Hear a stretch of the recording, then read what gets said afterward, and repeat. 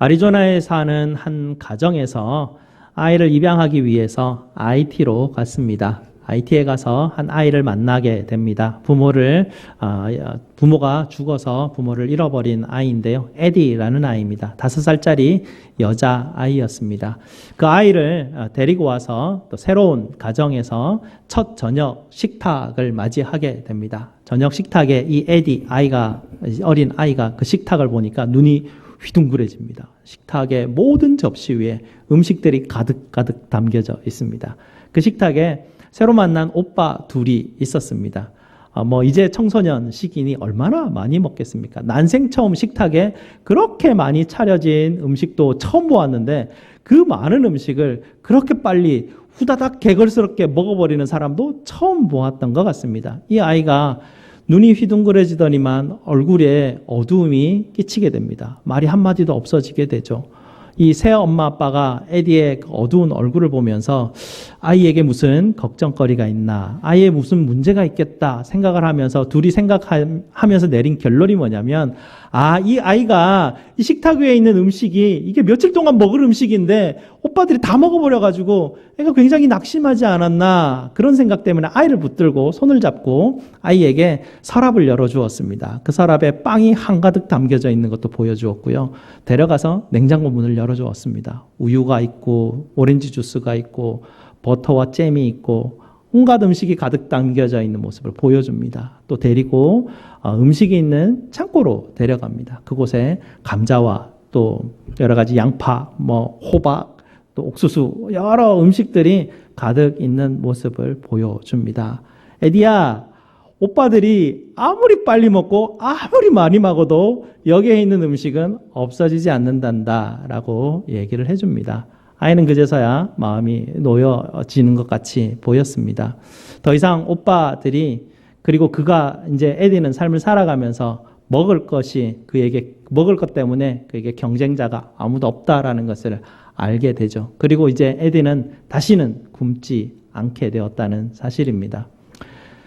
바울 사도가 에베소서를 기록하면서 이 에디를 이끌어왔던 엄마 아빠가 그 창고를 보여줬던 것 같이 이 사도 바울이 우리에게 하나님의 풍요하신 그 창고의 문을 열어서 우리에게 지금 보여주고 계십니다. 오늘도 하나님께서 이 사도 바울이 우리에게 알려주는 이 기도의 제목 가운데 마지막에 어떻게 되어 있습니까? 우리의 기도하는 것과 우리의 생각하는 것에 모든 것에 더 넘치도록 능히 하실 그 하나님을 향해서 기도합니다 라고 그렇게 기도하고 있는 것을 우리에게 보여주고 있습니다. 오늘 말씀을 한번 보겠습니다. 오늘 말씀을 보면 이 말씀이 전체적으로 하나님의 영광으로 시작해서, 풍요로운 하나님의 영광으로 시작해서 가장 마지막에도 하나님의 영광이 영원되도록 무궁하기를 기도하는 그 기도의 내용, 하나님의 영광을 위한 것이죠. 이 하나님께서 하나님의 교회와 그리스도 안에서 그 측량할 수 없는 하나님의 놀라운 영광스러움을 드러내고 있습니다 라고 사도가 우리에게 기도로 보여주고 있습니다. 우리가 이 하나님의 영광을 생각해보면요, 우리는 늘 하나님의 영광을 위해서 뭔가 하고 싶어 하는 것이 사실 우리 마음의 원함입니다. 하지만 우리 속사람을 들여다보면 사실 우리 속사람은 좀 딴 마음 먹고 있는 경우가 있습니다. 특히 동양 문화권에서 삶을 살아온 우리 가운데 이 체면이라는 문화가 그냥 이렇게 막 배어져 있어요. 그리고 내가 속해 있는 공동체가 좀 잘 됐으면 하는 명예라는 어떤 그런 이슈들이 우리 속사람 안에 이렇게 은근히 들어 있게 됩니다.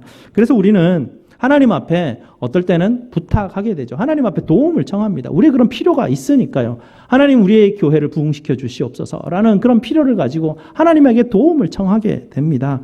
하나님의 영광을 위해서요. 하지만 우리 속사람 한켠에는 하나님, 우리 체면도 있고 우리 교회도 좀 잘 되면 좋지 않습니까? 그러면서 좀 어깨도 으쓱하고 싶은 그런 마음이 하나님 우리에게 있습니다 라고 우리는 그렇게 기도하게 됩니다. 하나님, 우리 교회가 선교에 힘쓰는 그런 교회가 되게 하시옵소서. 기도하고 열심히 하고 그렇게 헌신하면서 우리가 내어지는 그런 열매들을 보게 되면 과연 누가 영광을 받게 되겠습니까?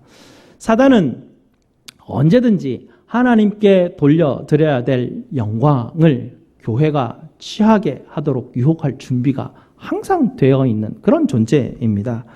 하나님의 영광을 위해 헌신한 결과로 열매를 누리게 되죠.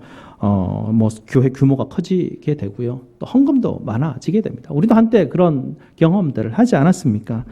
사단은 그 하나님의 영광을 위해서라는 명분을 가지고 사람들로 하여금 교회의 영광을 추구하게 합니다. 자기의 면을 세우게 하고 은근히 어깨에 힘들어가는 그런 모습을 우리로 하게 하는 것이죠. 현대 교회가 그것을 많이 추구하게 됩니다. 그래서 큰 교회 다니는 사람은요, 괜히 나는 지난번 가주에 살 때에도 그런 경험들을 하게 되거든요. 나는 서울에 있을 때 온누리교회 성도였어. 말하는 사람들 보면 다 목에 힘들어가 있어요. 그런 어떤 영광스러움이, 자기의 영광스러움이 어디서 오는지 그런 어떤 부분들이 있는 것 같아요. 작은 교회 다니는 사람들은 괜히 목에 힘이 안 들어가요. 이렇게 목이 축 처져 있는 어떤 그런 모습들. 그런 걸 보면 우리가 사실은 하나님의 영광이라는 이야기를 하지만 내심 우리의 체면과 내가 속해 있는 교회에 어떤 좀 괜찮은 그런 모습이 있으면 좋지 않나라는 생각들을 하게 됩니다. 요한계시록에도 이 7교회가 나오지 않습니까? 요한계시록에 나타나는 7교회 중에 에베소 교회가 있습니다. 이 에베소 교회가 처음 사도 바울이 이제 개척을 하면서 그들에게 권면하고 그들에게 기도를 가르쳐주고 하나님의 말씀을 가르쳐주고 이럴 때는 한번 찾아보시겠습니다. 계시록 2장 2절에서 5절 말씀입니다. 계시록 2장 2절에서 5절. 신약 성경 가장 마지막 책에 있습니다. 400페이지에 보면 있습니다. 신약 성경 400페이지 요한계시록 2장 2절에서 5절 말씀 사이를 한번 보시겠습니다. 거기 보시면 2절에 이렇게 돼 있죠. 내가 너의 행위와 수고와 내 인내를 알고 3절은 뭡니까? 네가 참고 내 이름을 위하여 견디고 게으르지 아니한 것을 아노라. 에베소 교회가 정말 헌신적이고 누구보다도 열심히 하는 교회라는 것을 이 사도 요한이 안다라고 합니다. 그런데 4절에 뭐라고 말합니까? 그러나 너를 책망할 것이 있으니 너의 처음 사랑을 버렸느니라 라고 그렇게 말합니다. 그들이 모든 행위와 수고와 인내를 가지고 하나님의 영광을 위해서 처음에 시작을 했지만 시간이 지나서 이제 한 3, 40년이 지나고 난 다음에 사도 요한이 볼 때 이 에베소 교회가 처음 사랑을 버리고 이제는 하나님의 영광을, 자기의 영광을 취하면서 자기가 헌신하는 것을 통해서 그 영광을 취하려고 하는 그런 모습, 그러면서 처음 사랑을 버렸다라고 그렇게 책망하고 있습니다. 그러면서 사도 요한은 이 에베소 교회 성도들에게 다시 회개하여서 너희가 떠나버린 그곳에서부터 돌이켜서 다시 돌아와 처음 사랑을 회복하라 라고 그렇게 권면하고 있죠. 에베소 교회는 이 처음 사도가 가르쳐준 오늘 본문의 이 기도로 돌아가야만 했습니다. 사도가 이 본문에서 이 에베소 교회의 처음 사랑, 에베소 성도들이 처음 하나님을 향해서 사랑했던 그 마음에 처음 가르쳤던 이 기도로 돌아가야 할 필요가 있다. 그렇게 말씀하신 것이죠. 그래서 기도를 가르친 본문이 오늘 또한 특별한 본문입니다. 오늘 본문을 한번 보시면요. 이 사도가 하나님 앞에 기도할 때 어떻게 기도합니까? 무릎을 꿇고 라고 그렇게 말합니다. 무릎을 꿇는다라는 것은 단지 무릎만 꿇는 것이 아니라 머리를 조아려 엎드리는 그런 모습을 우리에게 보이는 것이죠. 자신이, 지난주에도 우리가 사도가 그렇게 표현하지 않습니까? 가장 작은 자 중에 더 작은 자신이라고 표현하는 것입니다. 바로 그 모습을 하나님 앞에 이렇게 표현하며 기도하는 것이죠. 머리를 조아렸다라는 것, 하나님 앞에 주종관계에 들어가 있다라고 그렇게 강조하는 모습도 아닙니다. 강력한 신 앞에 나와서 내가 뭔가 필요하고 있으니 머리를 조아려 내 필요를 좀 구하는 그런 모습으로 하나님 앞에 서 있다, 그렇게 표현하지도 않습니다. 자세히 보시면 누구 앞에 무릎을 꿇습니까? 아버지라고 표현하죠. 아버지와 아들의 관계 가운데 아버지 앞에 무릎을 꿇었다라고 그렇게 말합니다. 그런 모습을 보게 되면 이 사도가 무릎을 꿇은 것은 내 원래 모습은 어떤 모습이었는가를 사도는 기억하고 있습니다. 2장에 우리가 말씀을 들을 때 우리 이전 모습을 기억할 때 하나님이 우리에게 허락하신 은혜가 우리에게 깨달아진다라는 말씀을 기억하지 않습니까? 우리가 복음서를 볼 때 여러분, 복음서에 나타나는 많은 은혜 받은 사람들 기억하십니까?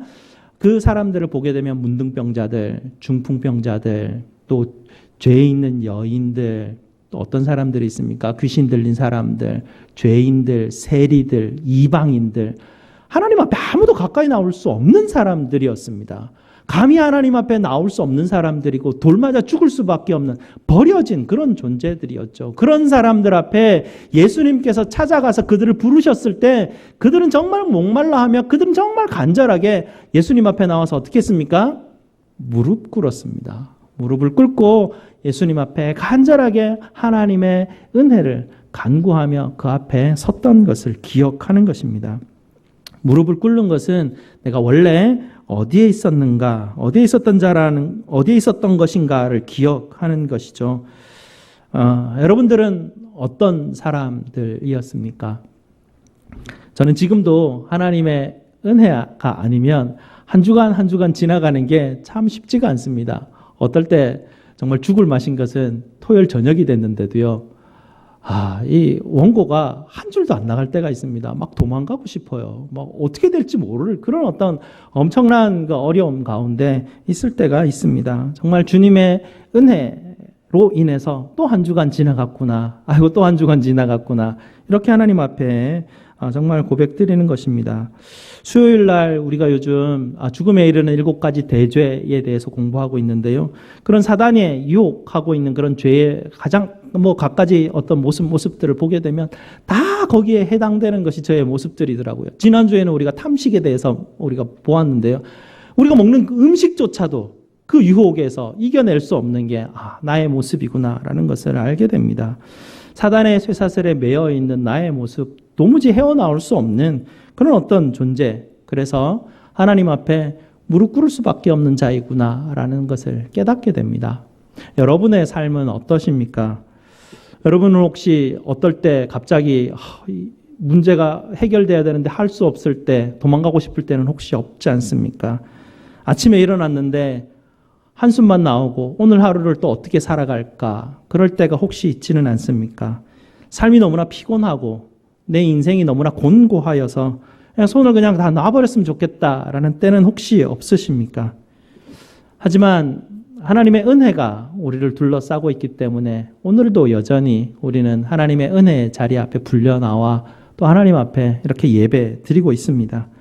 이렇게 우리는 하나님 앞에 무릎 꿇는 자로 부름받았습니다. 하나님의 은혜가 아니면 정말 한 걸음도 걸어갈 수 없는 자들임을 하나님께서 우리에게 보여주시고 마른 뼈와 같았던 자들이었고 검게 그을려 타버려 버려진 받은 나무와 같았던 그런 자들이었습니다. 하지만 말씀이 우리에게 어떻게 가르치십니까? 우리는 더 이상 버려진 돌이 아니라는 것이죠. 우리는 더 이상 이방인도 아니고 외인도 아니고 나그네도 아니라는 것입니다. 아버지 앞에 나와 무릎 꿇은 저와 여러분은 이제 하나님의 가족이고 하나님의 성전이시고 하나님이 거하시는 그 거처가 됐다. 그렇게 우리에게 말씀하여 주십니다. 우리가 어떤 사람이었던가를 기억하게 되면 우리는 하나님 앞에 무릎을 꿇게 되죠. 가장 작은 자보다 더 작은 자라는 고백을 하나님 앞에 드리게 됩니다. 이런 사도가 지금 하나님 앞에 3가지, 요약하면 3가지의 기도의 제목을 가지고 기도하고 있습니다. 이 기도의 언어는요, 우리가 이사 왔지 않습니까? 새로운 나라로 우리가 땅을 옮겨 왔습니다. 사단의 죽음의 나라에서부터 하나님께서 우리를 옮겨 오셔가지고 사랑의 아들의 나라로 우리를 옮겨 심어 주셨습니다. 이제 언어가 우리에게 주어져야 되는데 완전히 새로운 언어가 주어지는 것이죠. 이 사도가 우리에게 가르치시는 기도가 굉장히 중요한 하나님 나라에서의 언어입니다. 이 언어들을 우리가 잘 익혀야 됩니다. 그냥 듣고 지나가 버리는 것이 아니고요. 이 기도의 언어들은 내가 새로 살아갈 나라의 말이기 때문에 이것을 굉장히 익숙하게 우리가 들어 놓아야 합니다. 사도가 우리 신앙의 선배들이 우리에게 가르쳐준 이 기도를 여러분께서 늘 살피면서 여러분의 기도의 언어 속에 담아 보시기 바랍니다. 첫 번째 기도의 제목은 무엇이냐면 속사람에 대한 간구입니다. 내 안에 있는 사람이라는 것이죠. 내 안에 있는 속사람을 강하게 해주십시오라고 그렇게 기도합니다. 어떤 시험 가운데도 흔들리지 않게 하시고 어떤 상황 가운데도 의심하지 않고 두려워하지 않게 하나님 나를 강하게 붙드시옵소서, 성령 하나님 나를 강하게 붙드시옵소서, 이렇게 처음으로 기도를 시작하게 됩니다.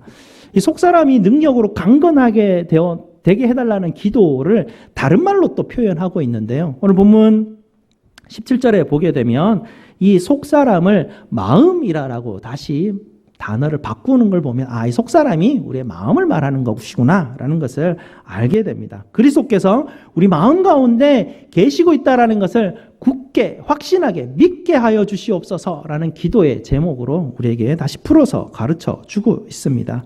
이렇게 첫 번째 간구는 그리스도께서 내 안에 살고 계심을 확신케 하여 주시옵소서라는 기도 제목인데요. 이 기도 제목은 갈라디아서 2장 20절의 고백이 내 고백이 되게 하여 주시옵소서라는 기도의 제목인 것입니다. 한번 찾아보시겠습니다. 에베소서 바로 앞에 갈라디아서가 있는데요. 갈라디아서 2장 20절 말씀을 한번 찾아보시겠습니다. 몇 장 앞으로 가시면 갈라디아서 2장 20절이 있습니다. 이렇게 고백하고 있죠. 내가 그리스도와 함께 십자가에 못 박혔나니 그런즉 이제는 내가 사는 것이 아니요 오직 내 안에 그리스도께서 사는 것이라. 이제 내가 육체 가운데 사는 것은 나를 사랑하사 나를 위하여 자기 자신을 버리신 하나님의 아들을 믿는 믿음 안에서 사는 것이라. 사도는 지금 이 고백이 내 기도가 되게 하시옵소서라고 그렇게 지금 기도를 가르치고 있습니다. 성령 하나님을 통하여서 하나님께서는 그리스도를 우리 가운데 거하게 하시고 우리를 강하게 붙들고 계시다고 기도하는 것입니다. 어떤 어려움이 있더라도, 어떤 상황 가운데 있더라도, 어떤 흔들림이 있더라도 예수님께서 여러분을 마음 안에서 여러분을 붙들고 계십니다라는 그것을 보고 깨닫게 하시옵소서. 이것이 첫 번째 기도 제목이고요. 두 번째 기도 제목은 이렇습니다. 그리스도의 사랑을 깨닫고 알게 해달라라는 간구이죠. 말씀을 보게 되면 17절 마지막 부분에 보게 되면 이 간구에 두 가지 은유가 나타나게 됩니다. 뿌리가 박히고 터가 굳어져서 라고 표현하고 있죠. 이것을 보게 되면 식물이 자라는 것, 건물이 지어지는 것으로 은유를 하고 있구나라는 것을 알게 됩니다. 흑암의 권세에서부터 하나님께서 우리를 건져내셔서 옮기셔가지고 사랑의 아들의 나라로 우리를 옮겨 심었다라는 것이죠. 건물이 저기에 있었는데 건물을 들어서 이제는 사랑의 아들의 나라로 건물을 들어 옮겼다라고 그렇게 표현하고 있는 것입니다. 이제는 담이 무너져서 담 밖에 살던 우리가 담 안에 들어와서 이제는 은혜의 땅에 옮겨져 왔다라는 것이죠.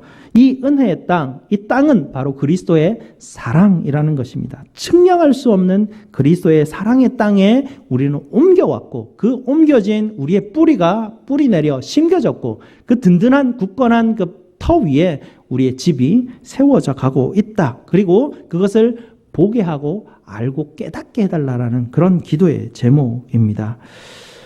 내 인생이 다하기까지 하나님의 측량할 수 없는 이 사랑, 하나님 내가 계속해서 알아가게 하시옵소서라는 기도의 제목이죠.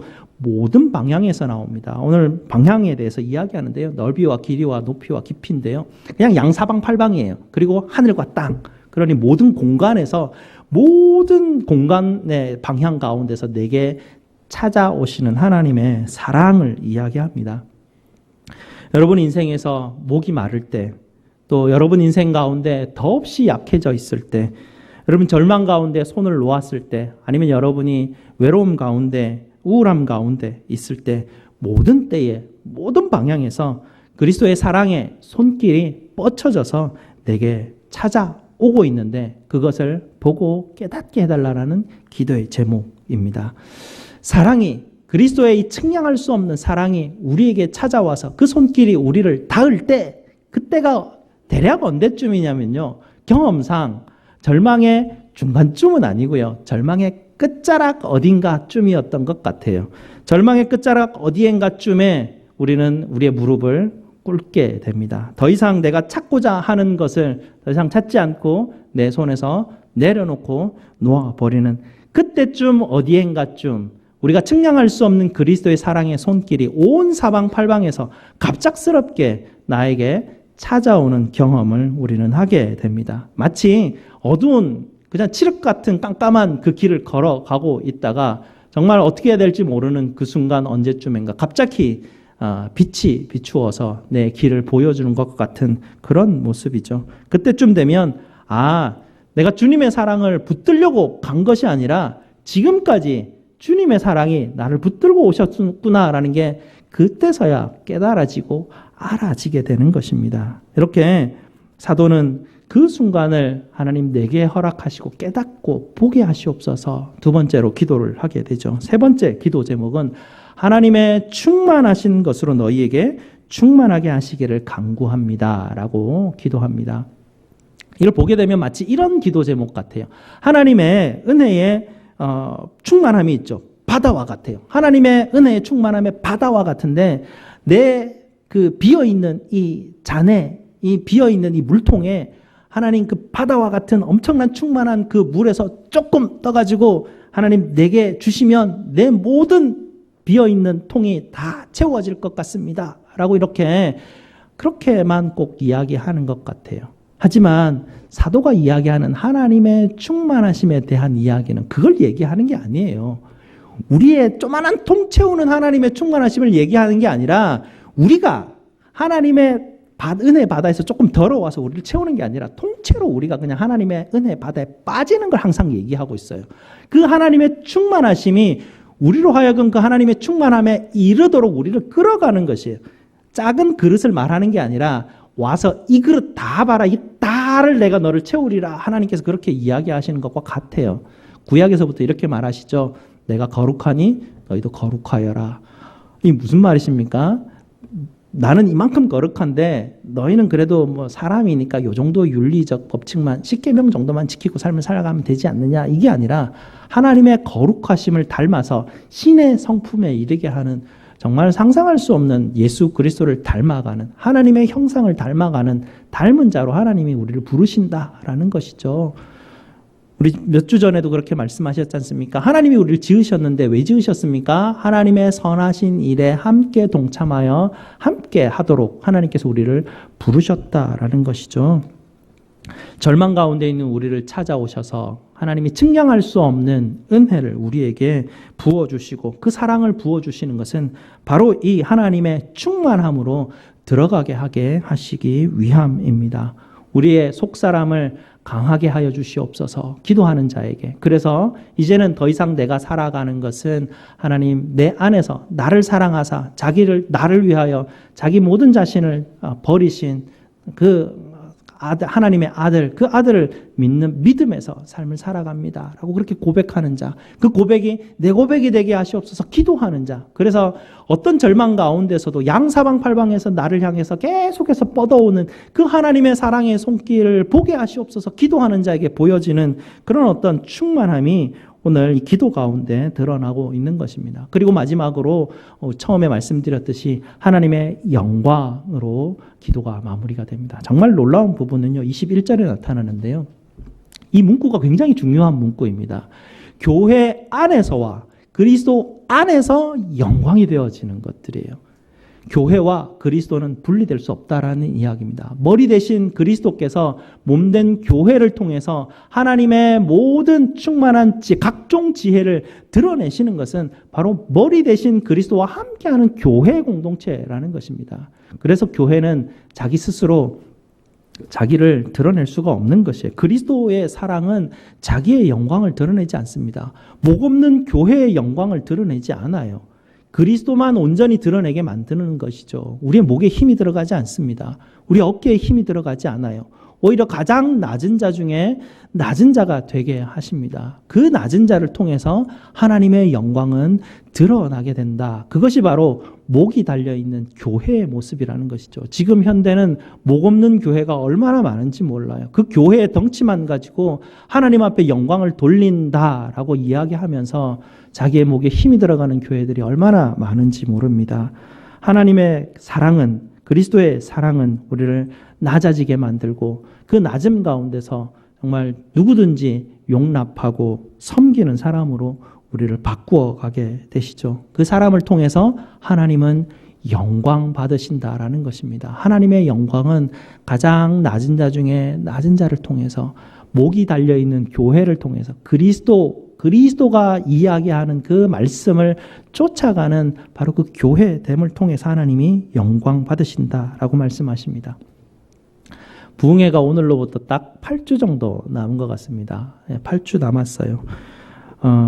우리가 부름받기 이전에 버려진 돌과 같고 정말 마른 뼈와 같은 그런 우리였는데 우리가 어떤 자였었는지를 우리가 함께 기억하면서 어떤 한 시점을 우리가 지정하고 힘을 모아서 기도하는 게 우리에게 큰 유익이 있습니다. 하나님 앞에 우리가 이 교회를 하나님께서 세우신 그 날을 기념하며 하나님 우리가 또 부흥회로 또 말씀 잔치로 하나님 앞에 우리가 모여서 힘을 모으려고 합니다.